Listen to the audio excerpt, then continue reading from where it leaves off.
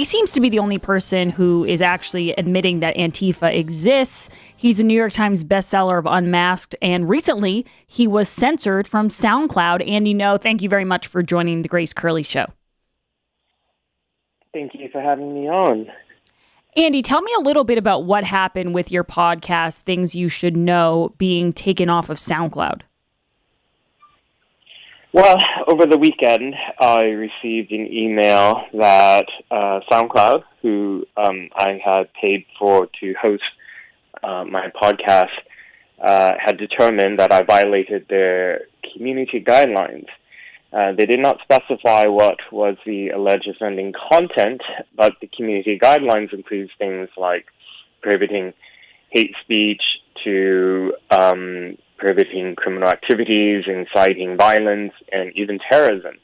So potentially they had made some very serious and egregious accusations against me, and I had no way to find out more information. All I was told is that a violation had been made and that I would be permanently suspended, my podcast deleted, and that the decision was permanent. Well, after some press coverage, within 48 hours, I got another notification from SoundCloud that they had did a follow-up review and reversed the decision because there was no violation. So even though that's a relief, I'm going to be canceling my services through that platform because I don't want to support a place that could so easily just delete somebody, and if it were not for the press coverage, they wouldn't have reviewed my case. Right. So I'm just thinking of how many other people out there have been affected and have had, like myself a few days before, had absolutely no recourse.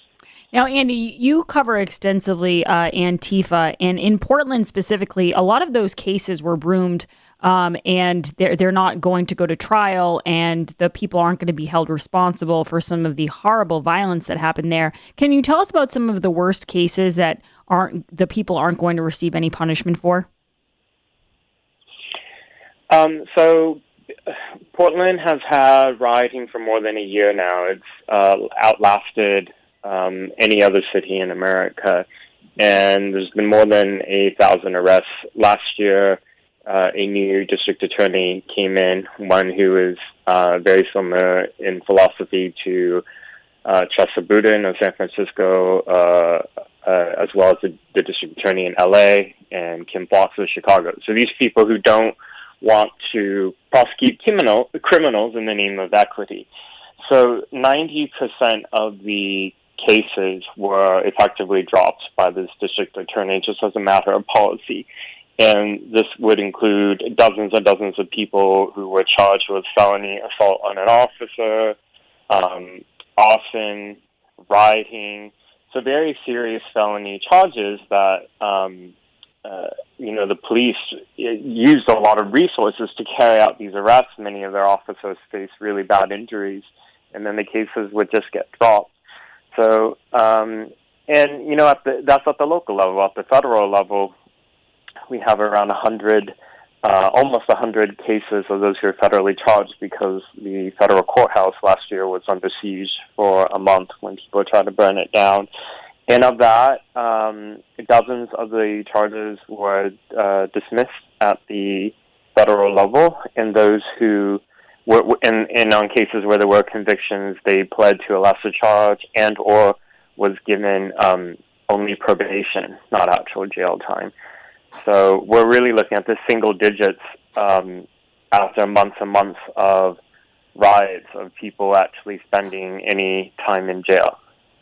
Yeah, and that makes me think because, as you know, Jen Psaki, the White House press secretary, has spent a lot of time over the last couple of days trying to really pivot and create this new narrative where Republicans are the party that wanted to defund the police.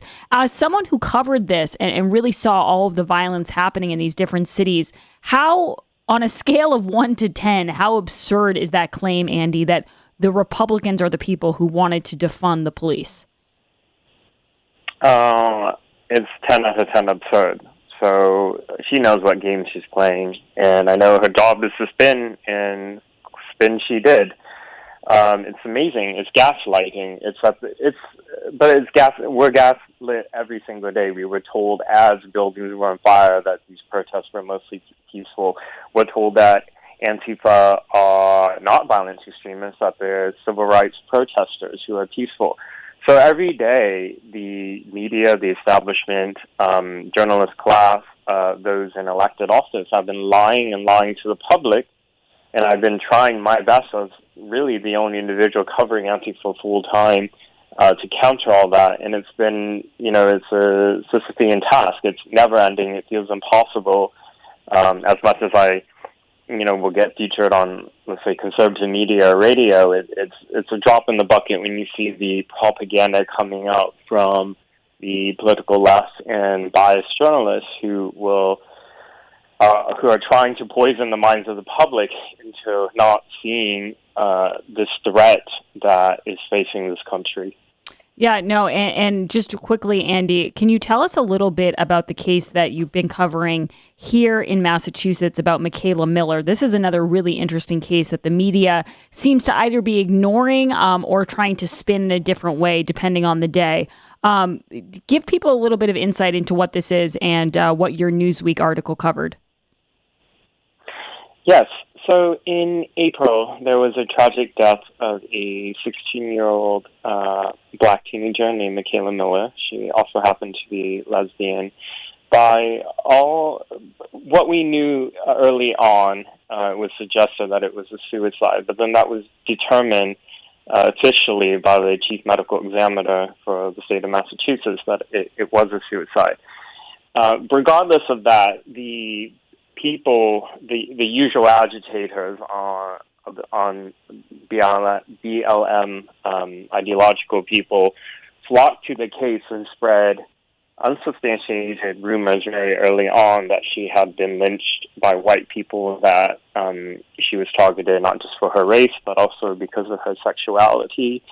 And tragically, her mother also spread these rumors herself and spread discord and distrust in terms of racial relations in the Boston area. And so even with the determination of the official cause of death being suicide, money's been raised. The celebrity BLM attorney Benjamin Crump, who also represented George Floyd's family, has taken on the case. And they're still spreading rumors and insinuations that there was a cover-up, that there was foul play here. And, the activists around Michaela Miller's family has also blamed teenagers who had absolutely nothing to do with Michaela's death.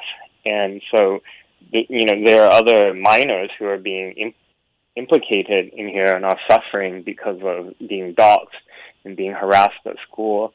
And I took up this story because, the sensationalizing around tragedies, and then when you look at the facts in a sober way, they quite often, most of the time, don't line up.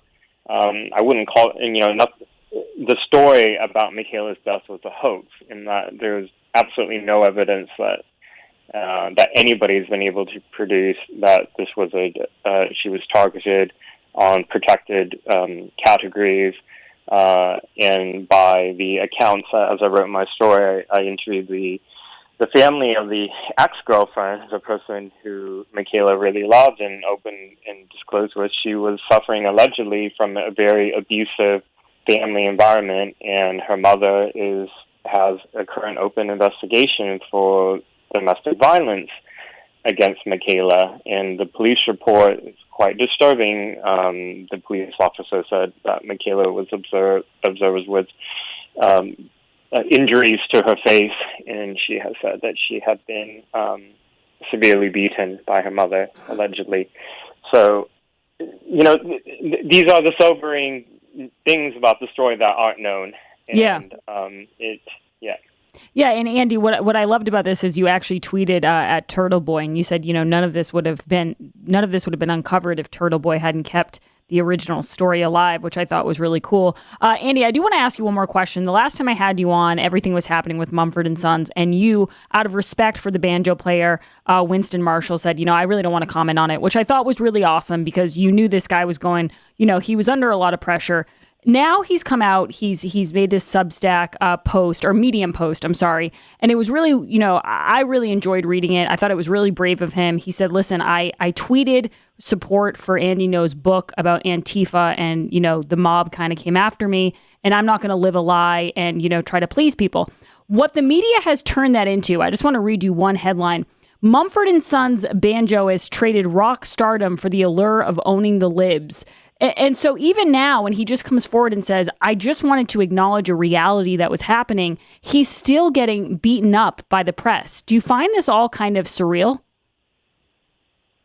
It is surreal, but we've been through this looking glass a long time ago. These so-called journalists who are in D.C. and New York behind their MacBooks don't know anything about what it's like to face opposition from a mob, to potentially lose everything career-wise. They're very comfortable in their lives when they get to, behind their comfort of the keyboard, smear other people. I think what Mr. Marshall did is incredibly brave. I mean, he, with the music entertainment industry being how politically biased it is in one direction, he's essentially given up everything that he's worked his entire life to build up in order for him to regain his voice, ironically, because he was also a singer in the band. So I can't think of anybody who would throw all that away. I mean, think about, if you talk to conservative figures, they'll say, this person or that person has reached out to me privately to express support, but they couldn't do it publicly because they would lose everything. Well, Winston stood by his convictions and spoke publicly about how he felt in a very thoughtful, eloquent essay on Medium that said very beautifully in a way that I couldn't have said that, criticism of the far left, in this case Antifa, does not mean an endorsement of the far right or any extreme right-wing movements. And I think this binary thinking that you see in the press that I get attacked for as well is that if you go after the excesses of the far left, even when they're violent and kill people, that somehow means that you are endorsing the activities of the mirror opposite of the far right, which is untrue. And it's unfortunately that type of narrative does stick. And well, I mean, you can see what happened to Mr. Marshall. He's a very, very brave person, and if only more people could be willing to see that, yes, you do stand to lose a lot for speaking out, but what you gain is priceless. Andy No, thank you so much for coming on the show. Everyone can follow him at Mr. Andy No, that's NGO, and pick up his book, Unmasked. It's a New York Times bestseller. And also check out his website where he's editor-at-large, The Post Millennial, one of my favorite websites. Andy, thank you for coming on the show. We hope to have you on again soon. My pleasure. Eden Pure is bringing back their famous buy one, get one free sale on their most popular product, the Thunderstorm Air Purifier. With over 100,000 sold and counting, the Thunderstorm is sweeping the nation because people everywhere are raving about how well it works to get rid of odors, kill mold and mildew, and to freshen the air. It starts working in a matter of minutes to cleanse the air in your home and help you start breathing better. And there are no costly air filters to replace, saving you hundreds of dollars every year. Find out what you've been missing. It's easy to use. It's a small product. I'll hold it up right here. It's small, but it's very powerful. Get a Thunderstorm for yourself. Eden Pure guarantees the Thunderstorm to get rid of any odor or your money back. You have nothing to lose. And right now, Eden Pure is offering a BOGO to my listeners this week only. That's right. Buy one, get one free. Pet, kitchen, tobacco, and basement smells are gone in no time with the Eden Pure Thunderstorm. Go to EdenPureDeals.com and put in code word GraceBOGO. That's EdenPureDeals.com, code word GraceBOGO. Hurry, these will sell out quickly, so don't delay. This offer ends July 5th and shipping is free. We will be right back, 844-500-4242. It's The Grace Curley Show.